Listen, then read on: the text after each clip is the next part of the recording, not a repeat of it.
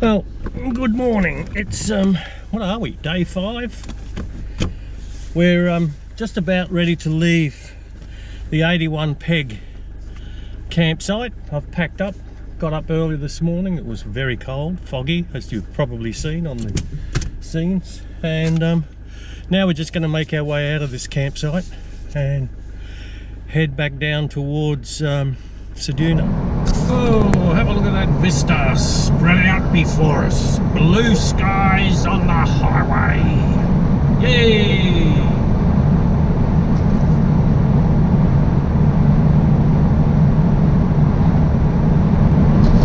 We're tootling along here at 90 kilometers per hour. I'm doing 2250 revs, and I worked out last night that the consumption has increased, or gone down actually, to it's 7.12 kilometers per litre. So we're actually getting better mileage out of the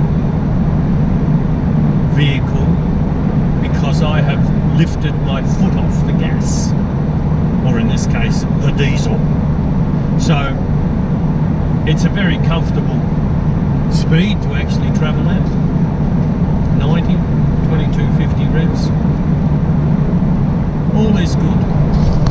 Interesting fact, out there to the left where I've got the camera pointing is Maralinga country, and in 1956 the British, with the approval of the then Prime Minister Sir Robert Menzies, or Mingus, they exploded 7 atomic bombs out on that country. And now it's locked up, I believe. And they moved the Aboriginal people down to a place called, I think, Yalata. I may be wrong, but I know because I did talk to a fellow many years ago who came from Yalata, which we would be passing through. But anyway, that's an interesting thing that a lot of Australians probably don't even realise, that there were 7 atomic bombs exploded on this land with the connivance of a very Anglophile Prime Minister of the time. The sign back there said, "Take a break." So I am. Here's the other one. It's a nice blue sign with a tree and a picnic table. So it must be time for a coffee by now. 400 metres on the left. Hey.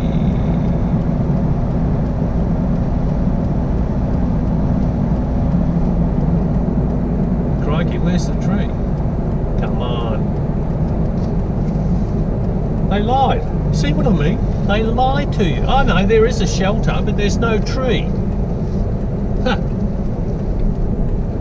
I guess you can't have everything, can you? But there's rubbish bins there. That's handy. I'll sit on the shelter and have my coffee.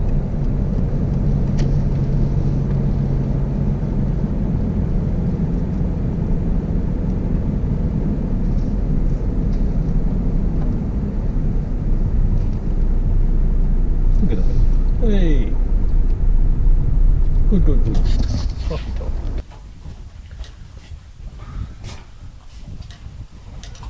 Well, as you see, I stopped for coffee. And the amazing thing is, we actually have a little bit of telephone service here. And the time is now 10:28. I've been on about this time for the last few video scenes. And my watch actually said that it was about 9:30. And it turns out, according to my clock, it's now 10:28. So I've lost another hour.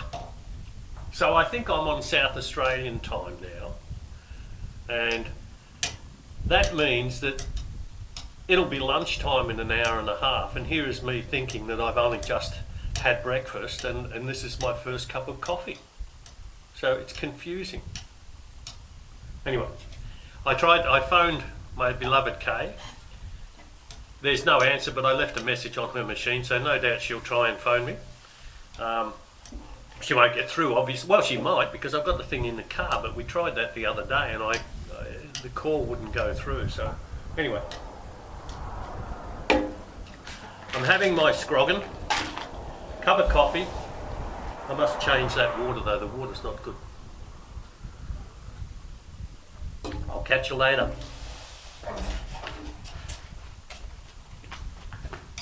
Yay, just had my little coffee there at that nice little shelter.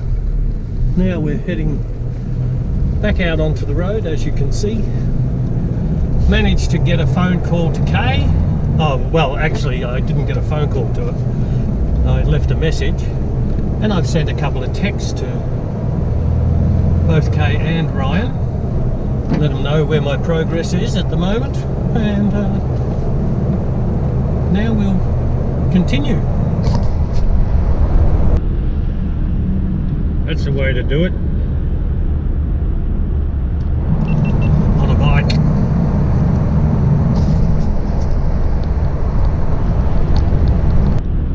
I'm about to get passed by another caravan. I'm slowing down, let him past.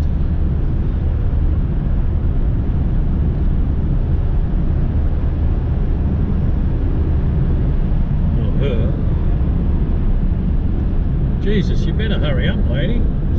Wow.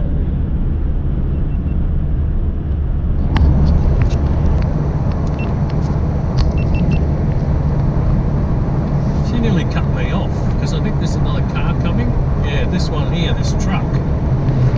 She came very, very close. Here's another one. Not a caravan, he's a U-Haul. He's leaving home.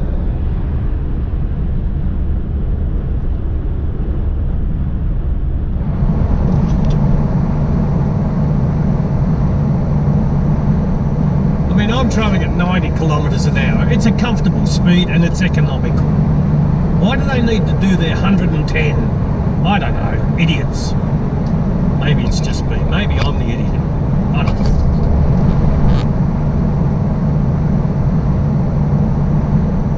I mean, I'm travelling at 90 kilometres an hour. It's a comfortable speed and it's economical. Why do they need to do their 110? I don't know. Idiots. Maybe it's just me. Maybe I'm the idiot. I don't know.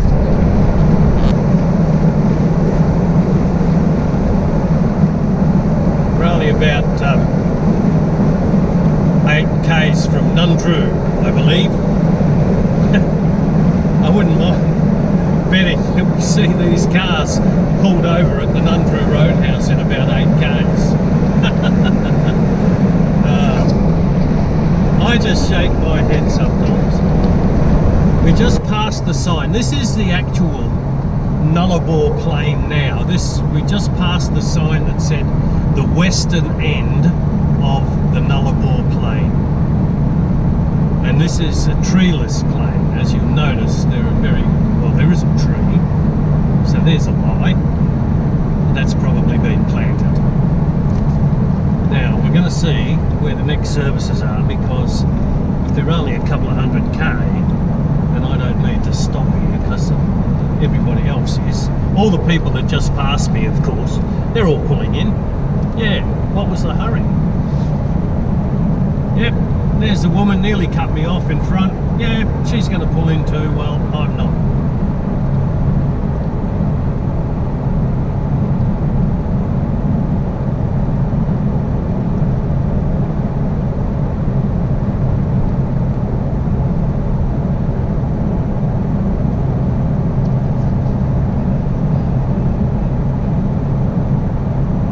It's a big one. It's a big one. Big, big, big, big, big.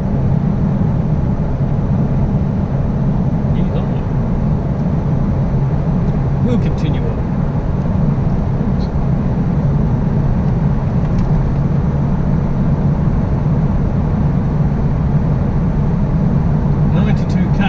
Kangaroos, wombats and camels. Haven't seen a camel out this area.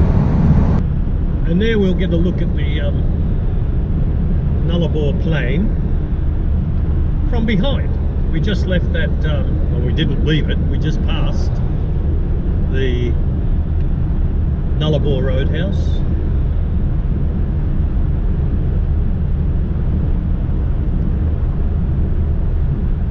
So there you go. And here's a big truck. Anyway, here's a sign that'll tell me where I'm heading next.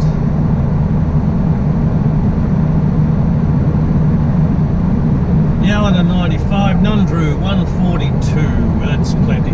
Nundroo is 142, we'll get there and get fuel.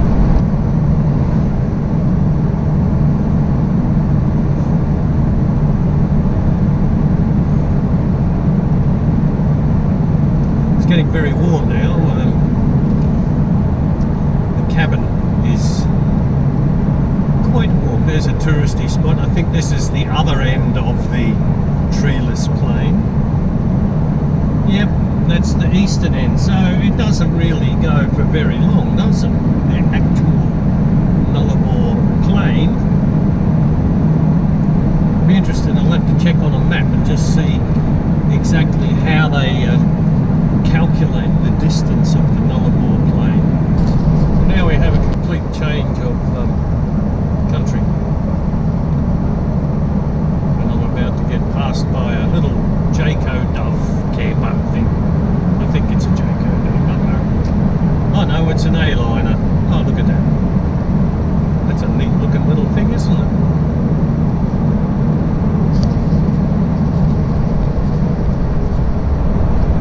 We're about 3/4 of a K from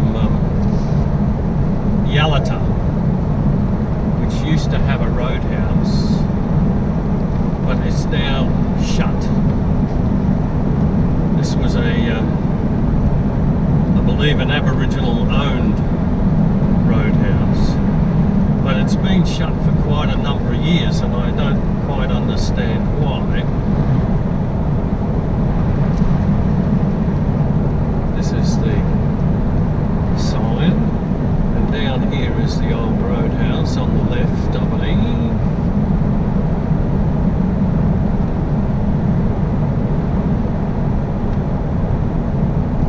Yep, nothing doing. Look at that. That's a nice old roadhouse too. Oh, maybe you can get... Oh, you can actually get fuel.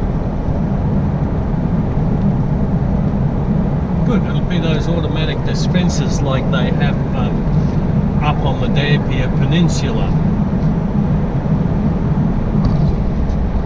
Well, that's handy to know. My GP, my Hero sometimes won't turn off. Anyway, here's a signpost. Nundroo 51, Penong 130, Seduna 202.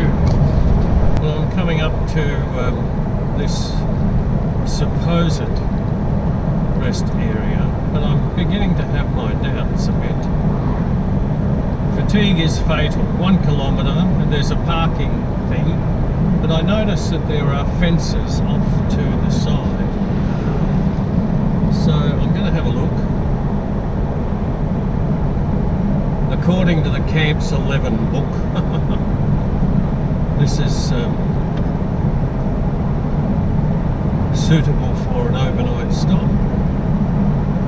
We'll see. It might be. Anyhow, I'm going to try and get off the road soon because there's a car and a truck coming behind me.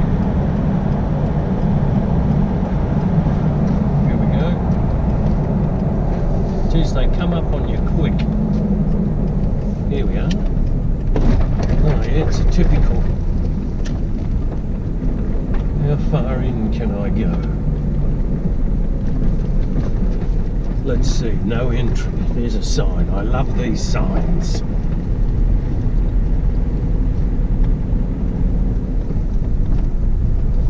No entry.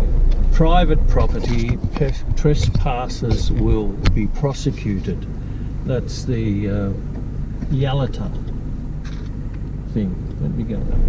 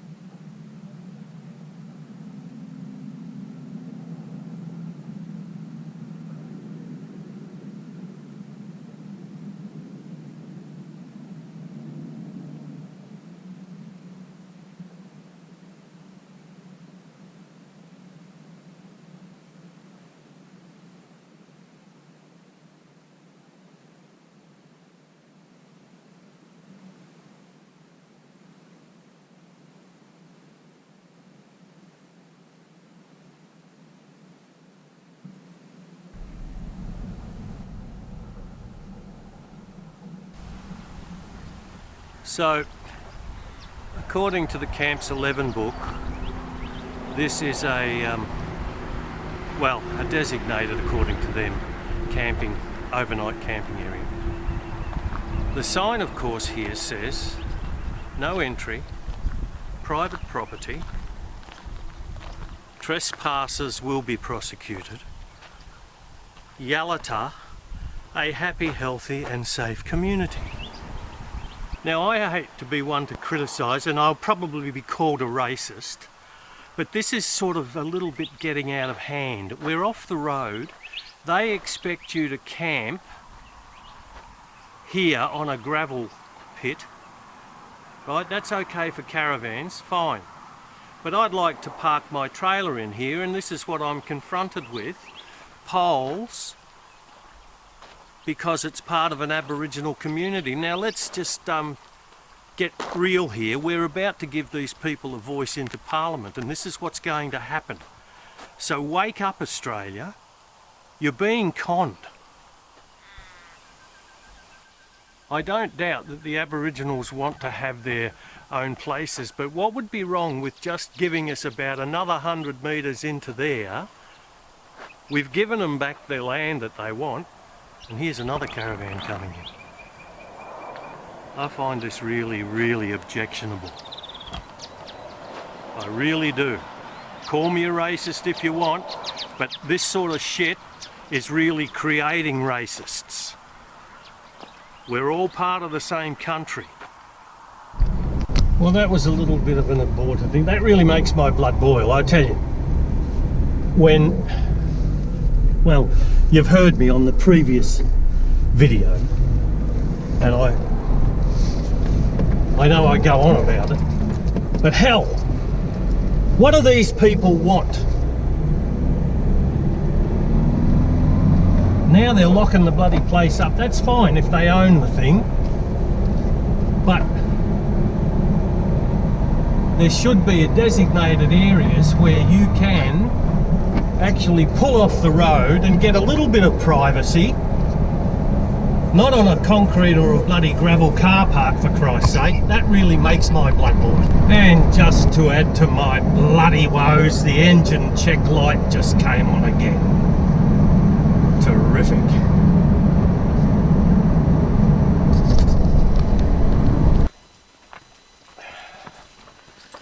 Well, I don't need to tell you that I am absolutely buggered. This has started off as a very good day, but as sometimes out on the road these days turn into shit. And you will know that I'm not a happy camper because of what's happening in this country right now. Places getting locked up in the name of people's rights. What about my rights? But anyway, I'm not going to go into that. The other thing that happened, of course, as you were aware, if you've watched this far, you can turn off if you don't want to hear my rants. A truck passed me just coming out of the Yalata community, a big, huge, earth-moving road train, and it was on a dual lane, and I speeded up to pass him, but of course the lane starts to narrow and I really gunned the car, and as I got past, the check engine light came on yet again. So that doesn't do my blood pressure much good. Anyway, I reasoned, okay, I've cooked it or had something, but all the instruments look fine. So I, as you're probably now aware, I made it to Nundroo Roadhouse. I went through the same procedure that I did the other day at Kumal, and I disconnected the fuel filter and drained a bit off it, put it back in, turned it on, the light was still there, and I thought, oh yeah, okay, we've got problems. There was a mechanic at the Nundroo Roadhouse next door, and I thought I'll go over and I'll have a chat, see if he can do it. But as I was going, it was a fair distance away, I thought, no, I'll drive over. So I jumped back in the beast and I turned the thing on and all the lights went out anyway. So I said, beauty, that must have been the problem. There must be water in my fuel tank. But the strange thing is, it's not the fuel or water in fuel tank light that's coming on. I have two, and I have a check engine light and I have a water in fuel coming through filter. And that one doesn't come on, and it didn't come on the other day. But the car is running fine without these lights, so who knows? Anyway, I find myself here at this really salubrious camping ground, which I will do a little tour in a minute. And I'm going to stay here for the night. I've done about, I suppose about 300 k's today, which is below my sort of average. But anyway, I need the rest, and it's now 10 to 3. Now, this is interesting because this is actually part of the Nullarbor golf course. What hole is it? I don't know because I never read the signs, but way over there in the distance is obviously the tee-off shed, and you probably drive to this green. It's a bit of a misnomer because there's two holes. The flag's in that hole and there's another hole there. What happens if your ball goes in that one? Anyway, Lee Thompson, you'll probably know this. I think you played this. So I'll see if I can locate what. Well, it would be the Nundroo hole. The flag says Nullarbor Links, world's longest golf course, Australia, chasing the sun. So it's obvious. You start from the eastern end and you head west towards God's own country, Western Australia.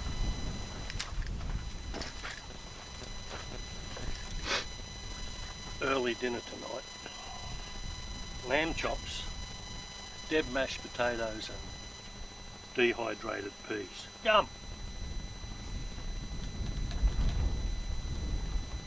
I was very hungry and I took these lamb chops out of the freezer the other day, but because that fridge is not operating, and I suspect it's actually because of low voltage, I had to start using the stuff that I had prepared for meals 2 nights ago. Anyway, they're nice.